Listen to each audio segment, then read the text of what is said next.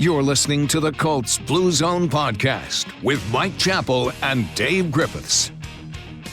Inside the Fox 59 CBS 4 podcast studio, welcome to the Colts Blue Zone podcast. Alongside Mike Chappell and Matt Adams, I'm Dave Griffiths. So glad to have you here as we are 1 week away, gentlemen, from the 2025 NFL Draft. Let's go. Let's go. Newest Colts, newest players from across the league joining the NFL.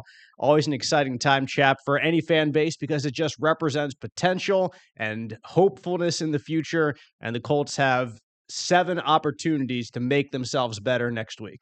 And they need to be better. And probably more than 7 eventually. But for now, it's 7. They need to be better. Yeah, you're right. Better.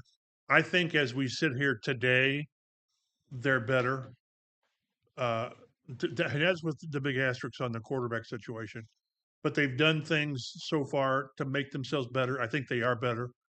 But if the quarterback doesn't work, then it doesn't matter. Then who cares? Then who cares? But no, this is, I think it's really cool. And the biggest tell on how the draft has exploded two is the league has decided for the last, what's it been, 10, 12 years, to move it. Mm-hmm. They take it on the road, which is fine. And in the next few years, it'll be in Indy. I'm convinced it will be, which is great for the city because you can move it and you're not doing anything like the combine. These idiots at the league want to move it around, which is stupid. But then the fact that go online and type in NFL mock drafts, and I'm telling you, there's 20. I don't know. There are a million of them. NFL.com's got like 5. They don't have a guy. They've got like 5 guys. CBS has got 5 guys. ESPN's got 2 or 3 now with. Well, no, I don't know if Todd McShay's still at ESPN. I don't think he is, but Kuiper's still there, of course. Yeah, Field Yates. Field Yates does one. So it's just, and they have them because there's a thirst for it. Every Monday or so, I'll glean 15 of them, and because if nothing else, it gives you talking points. And what I wonder is how much each mock draft is driven by another mock draft. Well, this guy's got. They're mocking this guy here, and at the end of this process, a lot of these mocks take on very similar traits. Maybe not the same player, maybe not Tyler Warren, or then maybe it's Colson Loveland, but position-wise. But there's an interest, and I've said this that if you're going to invest in anything in today's world, invest in the NFL because they know what they're doing. They still get viewership for the Pro Bowl games, which is really, get a life type of thing. But the fact that the third day of the draft, on the 26th, will have viewership. It will have good viewer. Maybe it outdraws an NBA playoff game. I don't know. And this is the last 4 rounds of the draft. Mm-hmm. So it's the interest is there. And I'm as guilty as anyone. It's interesting to kind of project, and that's what we do. But it's an amazing thing that the NFL has created, and it's only getting bigger. You never know what you're going to see. You might see an orangutan making a pick for your Indianapolis Colts. The name. Do you remember the name? No, I don't remember who it was. You mean the new Eddie? Eddie, the EDI. EDI. Well, I don't remember who the player was either. Oh, I'm sorry. Yeah, no, that's okay. The orangutan. Eddie. They just named the orangutan at the zoo. Was it Grover Stewart? Was it another defensive lineman? It might have been. It could have been Titus Leo. I don't remember. Or one of those defensive linemen. But that's what you do. Yeah. In the past, it's fun. I like fun things. They've had like a legend from the team pick the second. You could have Reggie Wayne or Pat McAfee destroy the entire city of Nashville. Right, which was amazing. But that's what you get. So, yeah, it's like I say, and we're 8 days away. And then we'll see if Chris Ballard will do what everyone says he should do. We'll find out about that. We will talk plenty draft coming up. Also some free agent news and also top 30 visits, which we'll get into kind of some details of what those are in a bit. But we are going to begin with some of the more pressing news of the week, and that has created a quote-unquote need, even though the need has technically already been filled on the Colts roster. But the Colts are parting ways with kicker Matt Gay, who was the team's highest-profile free agent back 2 free agent cycles ago in 2023 after the disastrous 2022 season when they kind of rebooted everything. Right. Brought in Matt Gay to hopefully solidify that position, right? Exactly. I mean, we talked about it 2 years ago. I remember talking about this position and this move and being like, why are they spending money on a kicker? Like, shouldn't they be spending money elsewhere when there's so many other needs? Well, like, you could make that point. And you could also make the point that the Colts did, trying to lock down one position because they thought this guy was the guy to do it for the next 10 years. It was big money by kicker standards, but not in roster building standards. Exactly. But still, you invested. It was 4 years, $22 million, $11 million guaranteed. At the time, it was the biggest free agent for a kicker, but I think he was like second or third in the league behind a couple other guys. Right. But now they've moved on 2 years later. And he sort of forced the issue. He certainly did. Yep. Go ahead. Yeah. No, I was just going to say, everybody remembers the Baltimore game. He hit four 50-plus yard field goals. One of them was right with a minute left in regulation. Then he hit the game winner in overtime. And you're like, oh, my gosh, they got themselves an assassin from the kicking position. That's why they brought this guy in. And then that was like the high water mark for Mr. From that point on, he was 7 of 18. Yeah. Just unbelievable. And 33% from 50-plus yards last year? Right. It was such a strange – he was 28 for 28 on 49 in. And 3 of 9 outside, and that seems like, 50-yarders used to be really an adventure. Not anymore. I don't know what the league average is. I don't know, 70%. It really feels like they have made big strides in the last couple seasons on. Hey, if you can get it there to the 35, you're good. But it just hamstrings your play calling when you get around the 50, 45. On do you go for it? How aggressive are you on 3rd and 6? Or on 4th and 6, as opposed to a 53-yard field goal. The last game we were joking in the press box, I remember this, is they were lining up for like a 51-yard field goal. And I joked with James Boyd. I said, they need to move that ball to where it's a 49-yard attempt. Yes, it's going to be a quicker, operation. Yes. But we know what the difference is. Just slide the holder right out there. Rigo, take a few steps forward. So, but it's just hard for an offense, sort of like, which we'll get into with a tight end, when you don't have a tight end you can rely on, how it changes your play calling, and it certainly does when you're Nick Sirianni, when you're Shane Steichen, and you're thinking, do I try a 53-yard field goal, or do I go for it, or do I punt, which you don't want to do. Right. So it's the fact they moved off it tells you that they were very concerned about his limitations from distance. And Shane was probably in a slightly awkward situation there because you paid Matt Gay to be a top 3 kicker in the NFL, but if you have 4th and 4 on the 38-yard line, what do you do there? Because he's not performing well in those scenarios. Changes like calculus. You look back to the Frank Reich era, and Rodrigo Blankenship was your kicker, and he wasn't performing well in 50-plus yards field goals either. So a 4th and 4 was maybe even a little bit more easy of a decision because you're not paying the kicker top 3, top 4 money in the NFL. And you look at what kickers have done. We talked about it briefly.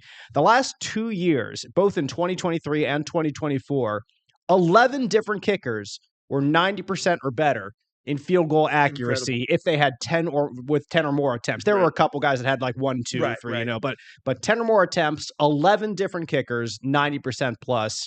And they were 23 kickers last year who were better than Matt Gay in total in percentage, and 27 kickers in 2023 better than Matt Gay in field goal percentage. It's just not good enough. And I liked Matt. He was forthcoming about his struggles, especially last year, honest about it, like fine with us asking him about it because he knew it was there. You look back to the year Vinatieri struggled, and he was a little bit more chippy with the media, but he earned it. He earned every right to be a little more annoyed about answering questions about his struggles. And I know he had other issues going on that he wasn't really getting into with just things that weren't 100% in his body. But Gay was easy to deal with. But that doesn't win games, and it doesn't add up on the football field. This is a move that makes total sense to me because he was not living up. But I was still surprised. Yes, in a way I was, and I'm surprised that it happened this late. That it didn't happen earlier. That's the only thing to me that's not quite as surprising. He did not live up to his contract He got cut. It saves $2.7 whatever million Right. for the salary cap. It also adds a little bit of dead cap in the future, $4 million down the road. They're still bottom third of they've money. done a really good Right, job right. of managing dead cap. So you can manage that very easily. And with his release, the one kicker on the roster right now is Spencer Schrader, the young man who was born in Indianapolis, who was on the Colts roster and off the Colts roster and on the Colts roster and on the Colts roster quite a bit last year through his NFL entry was with the Colts, right? It was like last yes, he was last May or whatever. He was here through May, through the off season and through some training camp because we interviewed him. He was like he was in Westfield, I think, is where he grew up. And was working out at Grant Park. Yep. And spent college days at South Florida and Notre Dame. And then started the first game of the season last year as Matt Gay was injured here in Indy. But then when Gay came back, he was released, spent some time on the active rosters of the Jets and the Chiefs, and performed just fine for them. 5 for 5. Exactly, 5 for 5. Perfect. There you go. When do you have a perfect kicker coming back? All inside the 45. Right, they were. So he hasn't attempted a 50-yarder regular season. Right. He had a 56-yarder for the Colts preseason. Mm-hmm. Yep. And we watched him during preseason and training camp. He was fine. He was fine, but he wasn't knocking it down. I mean, he hit the distance. No. I mean, it doesn't pay to have distance if you don't have accuracy. And well, that ball would have been good from 65 yards, but he was wide right. And one thing again on Matt Gay, which is sort of what the NFL is all about, his misses, they were just like 3 or 4 were off the uprights. Mm-hmm. I mean, they were that close. They were that close, but you've got to trust him. And so they can't give Spencer Schrader the job. There will be someone else in here, whether they're not in position to draft a kicker. They're just not. Undrafted guy coming in. So you have a guy come in, and there will be a competition, but this will be Spencer Schrader's job to lose. Yeah. It's a 2-year contract, which don't put a lot into that because I think he's got $750,000 guaranteed.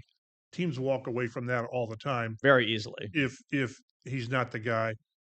But it's just another open competition, and that's one thing again that it's the latest example of what Chris Ballard has said about competition, and they in this regard they didn't want competition at the kicker position. They wanted to switch gears, but that's accountability, like you said. Mm-hmm. If you're not doing your job, we're moving on. We're going to find somebody else. Mm-hmm. And I think Matt Gay will get an opportunity elsewhere because he's had success in the NFL in the past. And other teams will hope that if they have a kicker who's struggling, that they can bring in Matt Gay and a guy who's been a 90% plus field goal kicker for the Rams in his career, won a Super Bowl with the Rams in his career, that he can come in and provide some stability for them in this situation. But it's not going to be here in Indianapolis. So Matt Gay moves on. Spencer Schrader's job for now. But not to be surprised if we get one other kicker out of that 90-man roster. They would have signed another kicker. Had by it not now. been Schrader, they would have signed another kicker for Matt Gay just because of the workload, But now the guy they bring in will have a chance to earn a position. You know what is probably painful, Matt, though, for some Colts fans out there is 2 kickers last year who had some of those 90+% field goal percentage. You're already shaking your head, like the 2 who were on this roster before, Chase McLaughlin and Michael Badgley, were both 90+ last year. So like you see those guys performing well elsewhere, you're like, if you're a Colts fan, they were here. Chase McLaughlin kills because he was good when he was here. Very much so. He replaced Vinny, right? He did. In 20 yes, and then instead of re-signing Chase McLaughlin here, they went on to Matt Gay. Right. So that was another reason why the Matt Gay signing was a little puzzling at the time. It was like they have this guy here, he's performing pretty well. He seems to hit. And he's going to cost us $22 million. Exactly. And he didn't need a big contract. So here we are, a couple years later, and Chase is out there doing well, and the Colts have now moved on to Spencer Schrader or someone else. We will see. Colts have also re-signed tight end Mo Alie-Cox. Tight end problems all solved, guys. The Colts have brought back Mo Alie-Cox. No need to focus on Tyler Warren or Colston Loveland in the first round. But Mo tested out the free agent market, didn't find anything better out there, so he's back here in Indianapolis, which to a point is not surprising. To a point is understandable.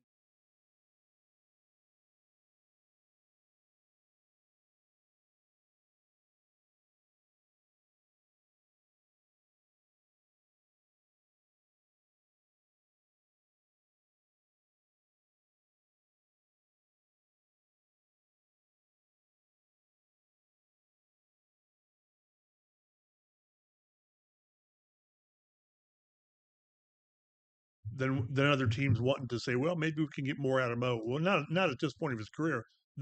We've talked about this. We've seen the ceiling of Mo Alie-Cox, and as long as you understand, as long as he understands that, right, he's going to be a primary blocking tight end. He'll catch 15 balls, I don't know, and do a good job. But he's still got to be your third option. Yep. Not fourth, third option in the room. Yep. He will do some dirty work for you in the run game.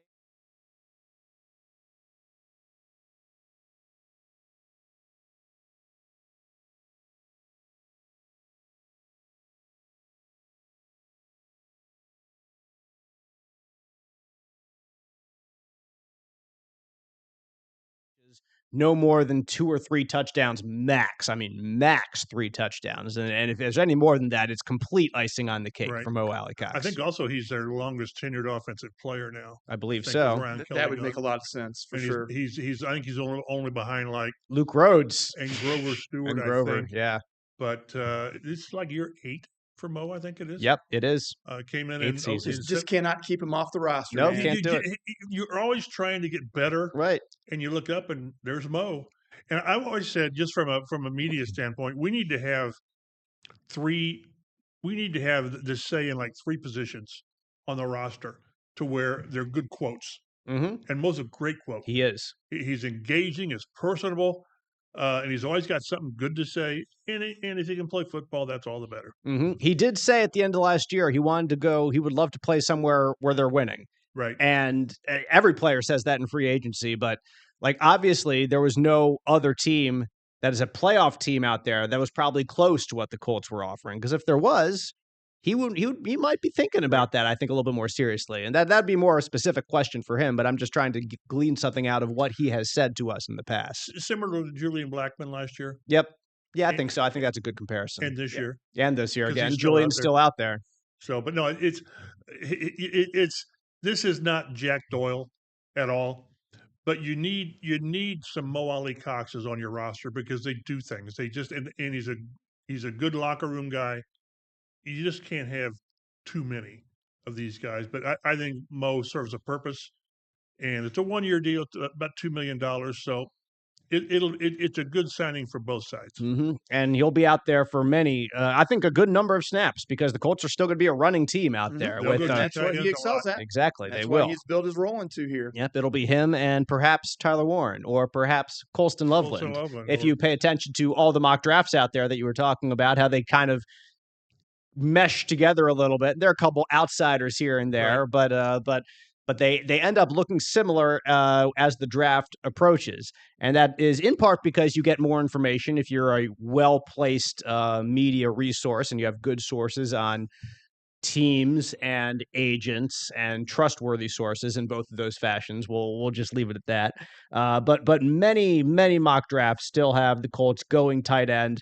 And that's it's understandable because it's the most obvious need. Even bring back Mo Alie-Cox, as I was just joking about, there's still an obvious need for pass catcher tight end. I put out there the day they signed him, I said, people, this has zero impact on what they're going to do. Very much. It has none. And where I get tunnel vision is I look at the roster, what they've done, and you see, like you said, what's the area of most need. And it's tight end, and then it's weak side linebacker, I think. But they've done a good job of finding weak side linebackers in the past. So they've sort of what they've done leading up to this point is that they've winnowed down what they really need to do. Could they take an offensive lineman? Sure, but what I always say is if it's not Warren or Loveland, then in round 2, who is it? And because you've got to have an answer, they've pigeonholed this to where they've got to have an answer at tight end. And if you take a guy in the second round, you're getting a lesser quality. You just are. That's why he's still there. But this is a year where need and supply merge to where there's like 4 or 5 guys with like second or first round grades. Would they take a guy in the second round and address another need earlier? Maybe. We've talked before. Is a couple mock drafts have them taken a guard, so they will have one of the best guard cans in the NFL. Woo! Whoop-de-doo. That excites Mike Chappell. Right. I just don't think that's where this roster is. So, but we'll see. So the trend recently in a lot of mocks have the Colts taking Colston Loveland out of Michigan. Some of them even have him over Penn State's Tyler Warren, yes. which to me is okay. But we have zero idea. Right. And if you read out there that my source says that the Colts like this guy over that guy, it's BS. It's his agent, probably. Well, that's the thing. Is understand. Chris Ballard isn't telling anybody this. Exactly. And he's sworn those guys to secrecy, which he should. They do their work. Yeah. So maybe they don't have Tyler Warren that high over Loveland. Right. I think they certainly have him 1 and 2, I would think. I mean, everybody can't be wrong. But maybe they like is it the kid from LSU? Is it Taylor? Mason Taylor. Mason Taylor. Son of Jason Taylor. So there's good genes there. Maybe they really like him. The kid from Miami, Arroyo. Maybe they like those guys as second-round picks. Right. Maybe they have some other position that there's a guy they think's going to fall. Right. They're like, we're gonna take him if he's there. So, but we'll see. Again, my point is we don't know how they rank these guys. And again, I would have disagreed, but I've been told that last year they missed Brock Bowers by 2 spots, and I always wondered, well, if he's there at 15, do you take him or Latu? And the position tells you take defensive end 100% of the time. Right. Pass the rusher. position I've says been that. told that they would have taken Bowers. Yeah, I wouldn't be surprised. That's how needy that position was, and even more so now. Yeah, absolutely. So, but that's why I go back to like 2016 when they needed a center so bad, and who was there? Was it 16? I think it was Ryan Kelly. Mr. Ryan Kelly. Yep. Everybody mocked Ryan Kelly to the Colts that year. Right. Everybody. Because it was such as Mike alluded to, it was such a glaring need for the team. Yep. Right. And so we're like, Colts need a center. This is the best center in the draft.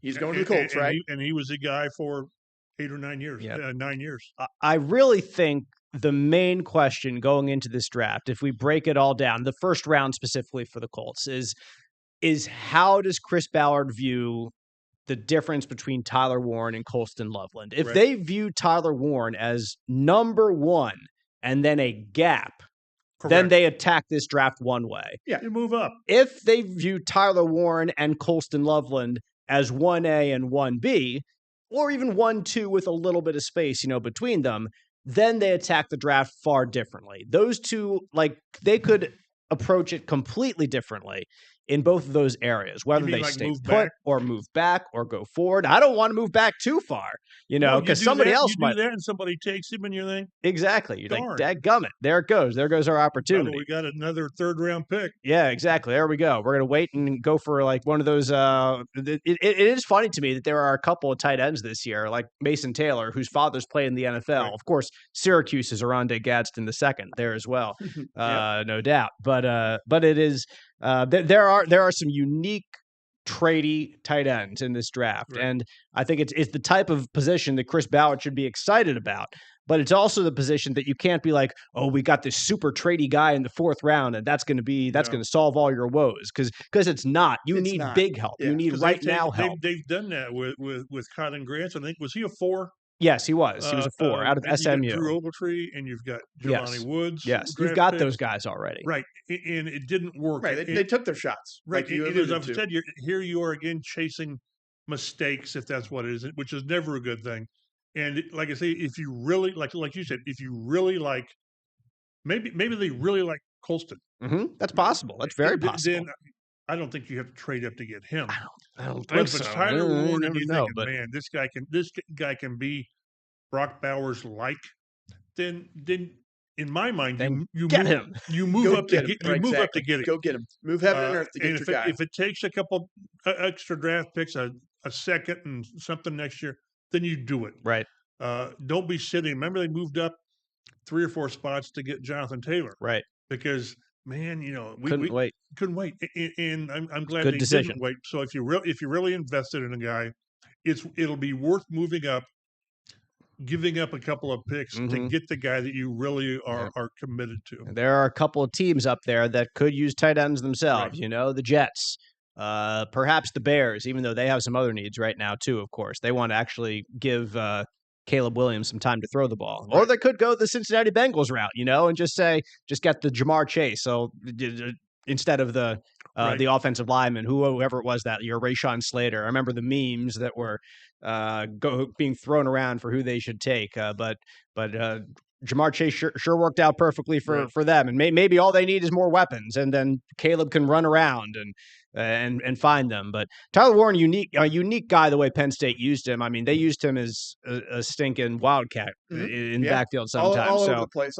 Any place in the formation that you could put a tight end player, Tyler Warren pretty much played. And Loveland, he's not a bad player by any stretch of the imagination. That just used him more as an inline blocker, the slot guy. That's where he stayed. Because they had crappy quarterbacks. Absolutely. That's true. Absolutely. And they definitely they performed much better as a passing offense when he was in. He missed a couple games with injury last year. So will be intriguing to see which direction the Colts go next week there come draft day. You are watching the Colts Blue Zone podcast on Fox 59 now. Let's move on to the Colts' top 30 visits. Every team allowed 30 visits in-house in their building with prospects entering the draft. Now, of course, there are plenty of other places that you can visit, quote unquote, with prospects. You can days and all that. Everywhere, pro days, combine, Senior Bowl, all this stuff. But every team gets 30 invites to bring players in. And sometimes you learn about them, sometimes you don't. Last year, the Colts did not give Laiatu Latu a top 30 visit, for example. They still drafted him in the first round. 2 years ago, they did with Anthony Richardson. Right, they did. So it's not a guarantee one way or the other, whether you like him or you're going to take him or you're not. But I know the Colts have certainly used plenty in the past where they have taken them, and they have used some, like you have, Chap, in your story online right now, where you bring them in and a character concern either was confirmed or cropped up with some players. His name No, you don't need to, and I won't mention it either. But that player was not taken by the Colts, and he was taken elsewhere in the NFL. And we've seen since then some knucklehead antics from the guy. from the specific player, and we'll leave you all the more breadcrumbs we give you, the more to figure it out, the mystery. Right. But anyway, there are reportedly, by various reports out there, 15 of those 30 visits the Colts have that we are aware of, that we know of. Right. Today actually is the last day I think that you're allowed those visits as we tape this podcast on the Wednesday, the week before the NFL draft. But we will start out with perhaps the one of the top players that is the top player of all these 15, according to draft analysts, that is out there. But that's offensive lineman Josh Simmons out of Ohio State, who, according to The Beast, put together by Dane Brugler of The Athletic. that I just want to drop in The Beast. Amazing work. If you want to waste an entire afternoon, just dive into The Beast. It's not wasting, but exactly. If you want to spend an afternoon, right. Yes, deep dive, deepest dive into the draft. I should have said lose an afternoon, because then it's gone immediately. Because again, there's so many of these out there, and I don't want to. There's 3 or 4 that I really. His is one. Daniel Jeremiah, I really like. You look at Kuiper, but these guys do their homework. They're not just throwing stuff out there. Mm-hmm. But his deep dive, he just posted his 7-round mock draft, and there's something on every player. So they do their work, whether you trust them or not, or agree with them is something else.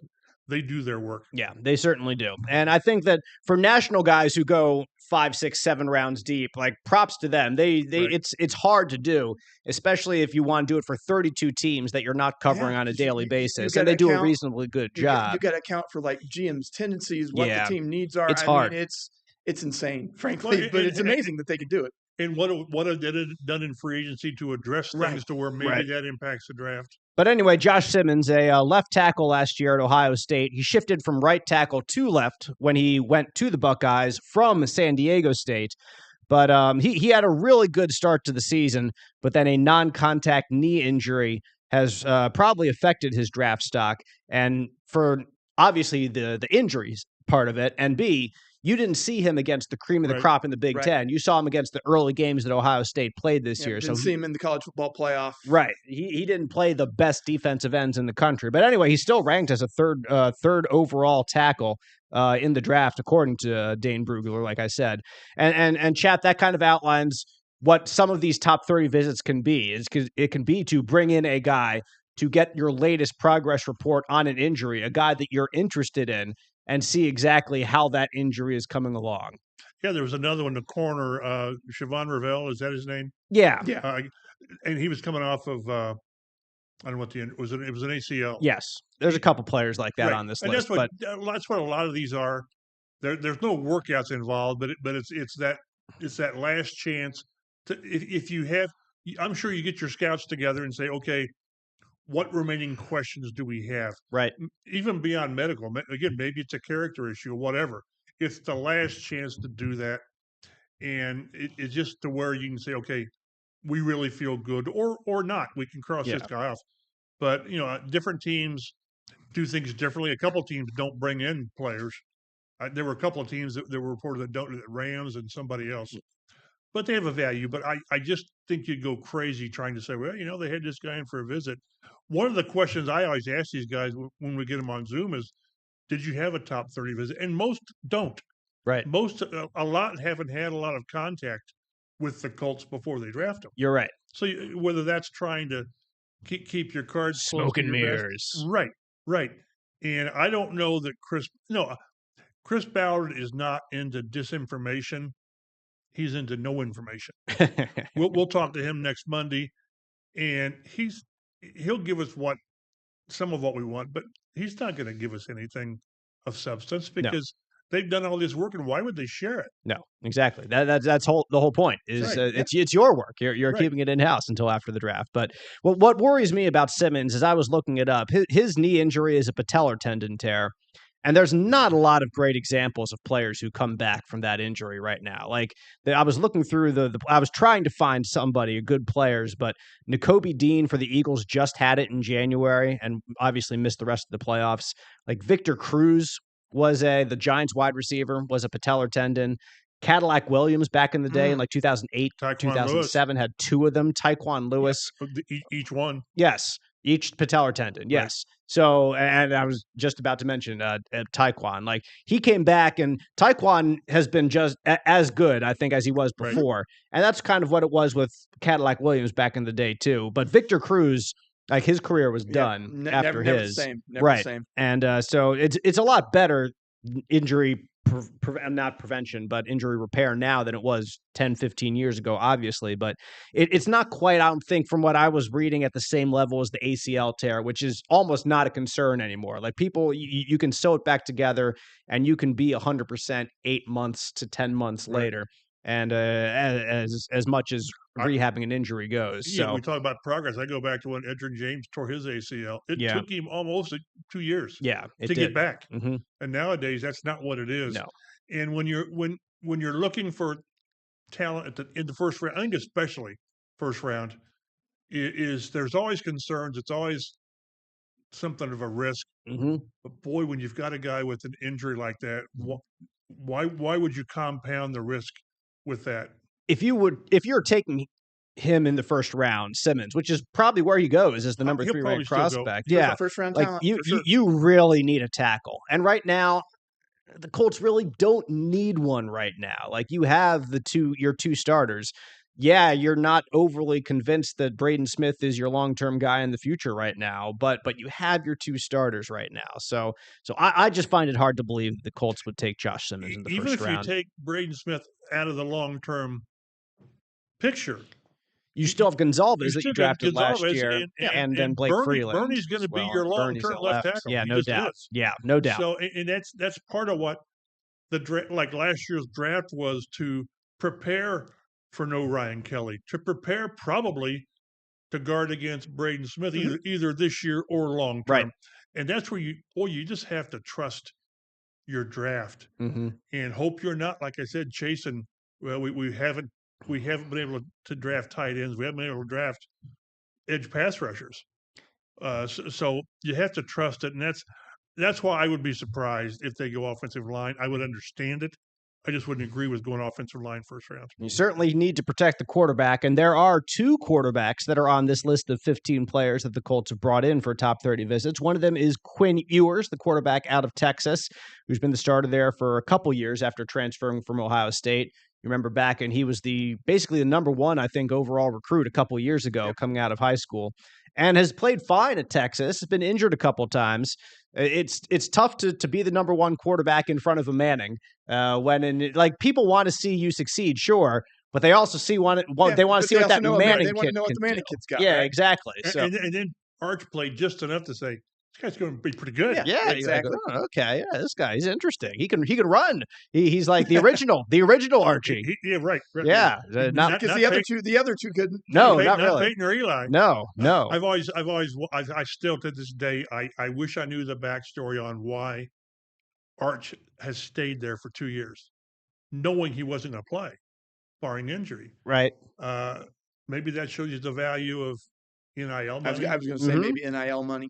Maybe staying with Sark and learning one offense and diving deep into that and spending 1 year playing and then go to the pros if that's all you need. And then you'll see after that 1 year of being on the field. But it's funny. There was a lot of eyebrows raised on Ewers making his visit because people wonder what. And again, I don't know that I think they will take a quarterback. I really do think they at take some a quarterback. point. Yeah, Fourth I think round, so. Fifth round. Yeah, What later. was Sam Ellinger? 6. He was a 6, and I guess you got out of him what you wanted. I don't know, but this is not going to be a guy. I don't think that. Boy, in 3 years, this guy might be a starter. Don't you? Isn't this a guy you're developing to be a backup? I think so. Last week, Mike, because this was one of the visits that we did know about last week, right? And Mike was like, "Is this Sam Ellinger 2.0 essentially resetting?" Because you've got a quarterback from Texas, with some question marks about some different things, and is he going to be able to be a viable starter for the team? But although it does seem to me, I forget what the evaluation was for Ewers because I forgot to put it in, but it seemed to me like he was expected to go up a little bit higher than what I think the Colts will pick a quarterback. He was less efficient. He was less efficient though at Texas last year. He was. Yeah, he was. Was it a dozen interceptions, whatever it was? Had some turnover problems for sure. But I tell you, will he last to the 4th round? Probably not. And the other guy that was a visit, yep, Tyler Shugg, which he will not be there out of Louisville. Right. He has been moving up the charts the last couple of weeks. It just always slays me how quarterbacks. It's amazing, isn't it? There's always a guy or two. That's because you find out that a couple teams really, really like them, and so you're like, oh, maybe they move on. It takes one team to love them. Denver last year to make Bo Nix. Yep. Was he 12? Maybe something like that. There were 6. There were 6 quarterbacks in taken. the first 12. Yes, 6. Insane. Michael Penix. Yep. It only takes one team to really fall in love with a guy. Daniel Jones with the Giants, who's now the Colts Daniel Jones. In the first round, littered with those guys. E.J. Manuel. I mean, on and on. Christian Ponder with the Vikings. Right. A lot of them went to Florida State. Pickens. Learned from Jimbo Fisher. Coach quarterbacks. A couple of years ago. So it's amazing how this again is the desperation factor of teams trying to talk themselves into this. Jason Dart. Yeah, a month ago, Jackson Dart. That there wasn't a lot of discussion about him, and now there is. Mm-hmm. That will he be the second quarterback taken ahead of Schrader Sanders? And will Sanders fall? I need to see Sanders falling to believe it. Me too. I really do. I don't think he's going to fall that far. No, somebody. If nothing else, maybe somebody comes up to get him. Exactly. But it's amazing how the draft almost always is quarterback captivated one way or the other. Mm-hmm. So those are the 2 quarterbacks the Colts have brought in, and we would not be surprised if both of them are gone, though, before the Colts really have more of their eyes set on it. Yes, right? Drafting quarterback. I think so. Like another Ellinger type player who they want to develop and see if he becomes a backup. One mock draft. Brugler had him taken, I believe, the Notre Dame quarterback. Riley Leonard. That'd be interesting. Yeah. They went to his pro day. So. All right, there you go. Maybe they take Syracuse's Kyle McCord there as well. Down the line somewhere. I hope not. And you know Chap, why. Come on. You know why. Come on.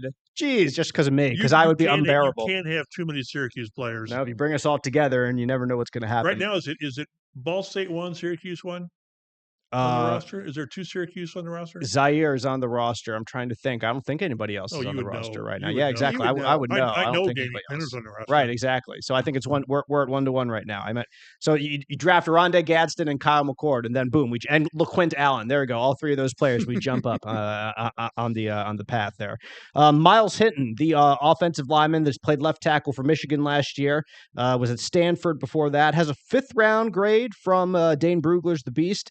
You will know the last name Hinton if you were a longtime Colts fan, because Miles' father, Chris, is an all-pro offensive lineman in the Colts Ring of Honor. If you've ever been to Lucas Oil Stadium, you look up, there is his name. One of the most underrated offensive linemen almost in NFL history. He very much could be. He's borderline Hall of Fame. The trouble is he played for a bunch of lousy Colts teams. And he was Baltimore, wasn't he? Right. Yes. Before he came here. But he was like all-pro or Pro Bowl at 3 or 4 positions. At least 3. Just amazing. And then that's remarkable. They parted ways with him to acquire Jeff George from the Atlanta Falcons. And they wondered why the offensive line was awful. And they also gave up Andre Rison. Yep. Oh, my word. Well, our supporting cast isn't very good. Well, you just gave up. You gave up everybody. Jeff, why can't you do anything here? Because you gave up everyone to get me. Yeah, that's about it. It would have been like giving up Bernie Ryman and Josh Downs or something like that. Along with draft picks. Yeah. So not the best strategy it turned out to be, but Miles Hinton, one of the players coming in for a top 30 visit. Defensive end James Pierce out of Tennessee was a name that I saw a lot in the top 15, I guess, when the first mock drafts were out. Right. But as more have come out, he's slid a little bit, more of a 2nd round grade, according to Dane Brugler's The Beast. Speed, high ceiling, needs better strength and technique to play the run a little bit better. I've also seen that some people have questions about his character, which you give that with a grain of salt, because a lot of people had questions about C.J. Stroud, coming out from a couple of years ago. He's just, those were great sources that you had there for whatever that was. C.J. just a real bad seed. A terrible human being, awful person. Yeah, exactly. Which 25 teams would mortgage for to get. Exactly, completely. And you can count probably this one right here. Yeah. But anyway, James Pierce, a defensive end he's a really athletic player, like a really strong, had some production in Tennessee in terms of pass rush. If you look at a guy that is Chris Ballard written all over him, it is a perfect 10 Raz score of Shamar Stewart, the defensive end out of Texas A&M. Big, strong, athletic, great first step, good strength, but also as a 2nd round grade, according to The Beast, because of a probably puzzling, quote unquote, puzzling lack of production, given his athletic profile. So sometimes you get that with these players in college who have these massive athletic traits, but for whatever reason, the production just doesn't come together. And that hasn't happened completely for him at Texas A&M. His fellow defensive lineman, Shamar Turner, both named Shamar, yes, not a typo. Both from Texas A&M. Both from Texas A&M. They are numbers 4 and 5. I'm terrified that I got the clips of these two guys mixed up. A defensive tackle there for the Aggies, also a 2nd round grade, according to Dane Brugler. Powerful, aggressive, active hands, but a bit undersized there on the inside. So if you're trying to plug him in somewhere, it's probably not at the nose. It's more at the defensive tackle position to back up a DeForest Buckner, if you're the Colts thinking that way. But which is sort of what Gallimore is supposed to be. Exactly. Yes, exactly. Who they just brought over from the Rams, right? Yeah, yes. From last year. So, but he also, if I was looking around, he had some kind of Shamar Turner had a stress fracture before the season that was repaired. And he actually pulled out of the Senior Bowl with issues related to that operation, which is a little concerning to me. There are a couple of guys here that had kind of late injuries. Yeah, I was kind of kept them out of pro days and such. I was going to try to list them as we got to them. Yeah, there were like 4 of them. Again, but that's what these top 30 visits are for. To kind of go over them, to get a little bit more hands-on with these players to see where they are there.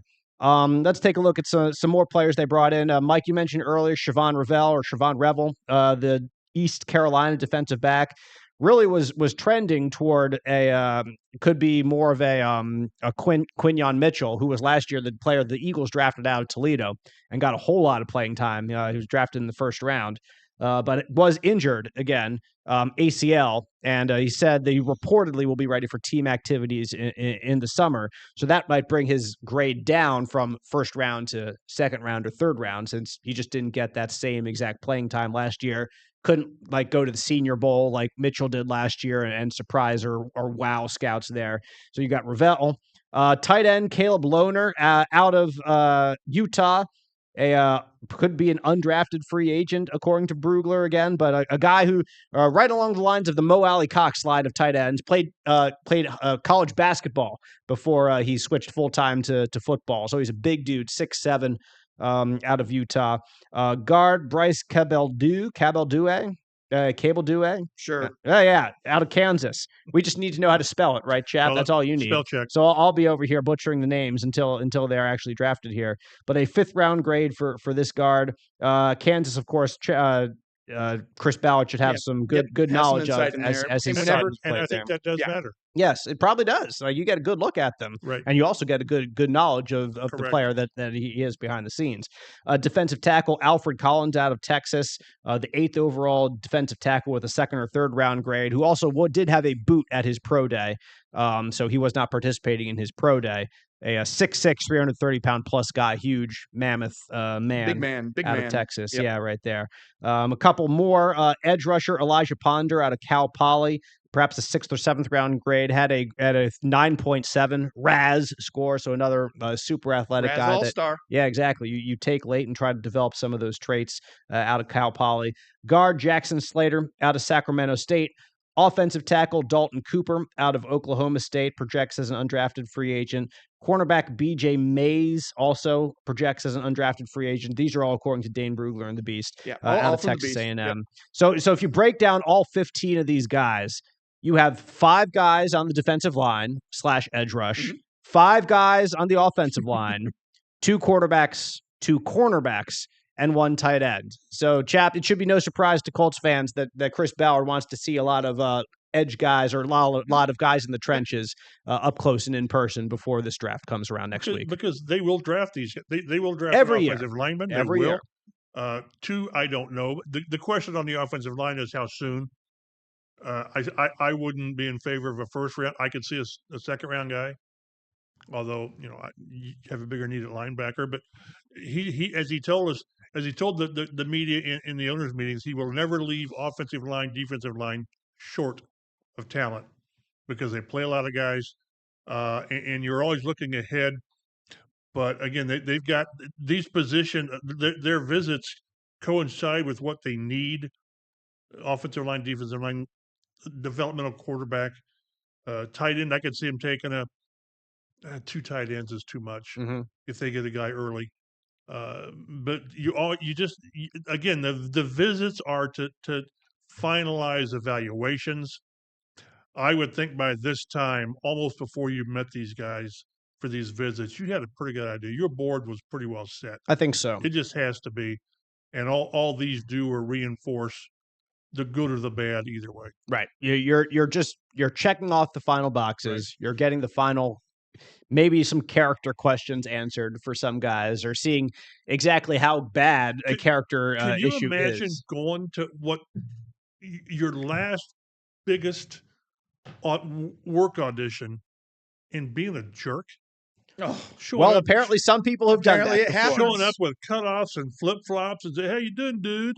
I just can't see that. But and it's not that, because one thing that always has struck me at the combine is how many times you're called sir, because these guys understand the value of that. In a lot of instances, a first impression with the media, because that's going to be out there. Yeah. So for a guy to not do that, for a guy like Marvin Harrison Jr. to do nothing, it just tells you something. Whether it's entitlement, whether it's I've made my resume speaks for itself. These guys, he's no longer here. The guy that Chris brought in, a former Green Beret. I can't think of his name. I apologize. I know you're talking about, but he brought that guy in, and maybe they still have someone, and their role is to evaluate character, what you look for, how guys respond, and I think it really helped their evaluation process. That why do some guys have it? Why all these guys are great talents. They really are. Now some have injuries. All these guys have gotten to this point because they're phenomenal athletes. But what separates them is that somebody wants to a little bit more than the other guy does, and some guy wants it not quite as much, and it's the job of the team to filter out these players. I think I found interesting about some of these top 30 visits is some of these guys, they're not bottom of the barrel guys or anything like that, but late round picks, undrafted free agents, who have projections. So the Colts also may be using that as an opportunity to set up some of these guys. Like, if you don't get drafted, this is a guy we want to make a priority offer on to bring him in. Right. Yeah, when as the draft's winding down that last day on Saturday, they've got their list of guys undrafted that they anticipate undrafted. They've got them ranked. And when as soon as almost before the end of they're ready to make some calls. They're making calls, right? And because it's a feeding frenzy of guys, and the quicker you get to them, the quicker you get your guys. But you're right. Maybe this is where you really solidify those. Just doing a little bit of homework for that. Just right. Just it's easy to evaluate a first or second round talent. Right. Not so much when you get down to the late rounds, or whether they're worthy of a draft pick or do they fit? How do they watch? Because a lot of them, they'll do film sessions, that sort of thing. What is this guy working with? What does he see when he, that's a very important part of the process. Mm-hmm. The Colts enter next week's draft with 7 picks. You would bet that they would take more than 7, Chap, if you were given if you're betting with my money, as you like to say. Yes, because I don't think they move up to get Warren, although I would. Right. But they're going to trade back to get that extra 1 or 2 fifth-round picks because they do. That's what they do. That's what Chris Brown does. They're going to pick offensive linemen. They're going to pick defensive linemen, and they're probably going to trade and get more picks. So if the over/under is 6.5 picks, you take the over and feel good about it. Definitely. You want more shots at the dartboard, right? And, which I've not always agreed with. No, I don't always agree with it either. So especially if you know that you are reasonable.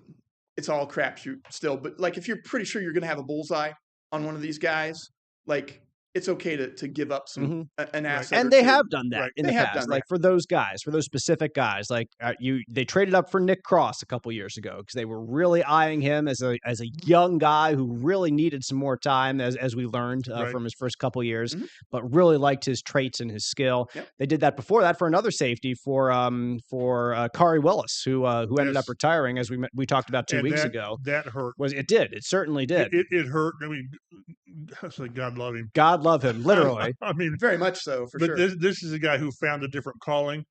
But from a football standpoint, that was a big hit. But he was a solid player. I'm not saying he was Antoine Bethea. Right, but he was a good player. But he was a good player. Jonathan Taylor, another player they moved up to get. Like there are lots of different examples. If you like a guy, go and get him. And if it costs you a 6 or a 5, then do it. And I mean, I've joked in the past. I'm like, I say, you loved Alec Pierce so much you traded back to get him. That's a joke that I'll continue to tell over the years here on this podcast and elsewhere. Yeah, exactly. You loved A.D. Mitchell so much you traded back to get him. So it just gives you an idea right away, like the guys they clearly have targeted, the guys they clearly want. And other guys are, we like this guy. And if he comes to us, great. We'll develop him. He will be a Colt, and we will love him, and we will and we completely hope it works out. But there are guys that you absolutely target throughout this process. Don't you think they've got on their board, which is probably all but done, the top, I don't know how many they put on there. Because one question I'm going to ask Chris next week is how many, I don't know if he calls them blue players. Something like that.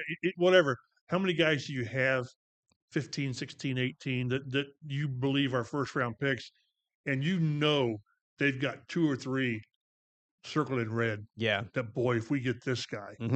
But that's what this is all crazy about. You don't know, and every chance that a guy they've got in their top 5, other teams don't have. Yep. It's how you evaluate it and how you see that guy working for you. Exactly. You have specific coaches, and they coach a certain way. They coach their defense. You got Lou Anarumo coming in, who has a different defensive philosophy than Gus Bradley, who was here last year. So, and also you listen to your coaches. Remember how Reggie Wayne was so high on Josh Daniels? Yes, very much from the combine.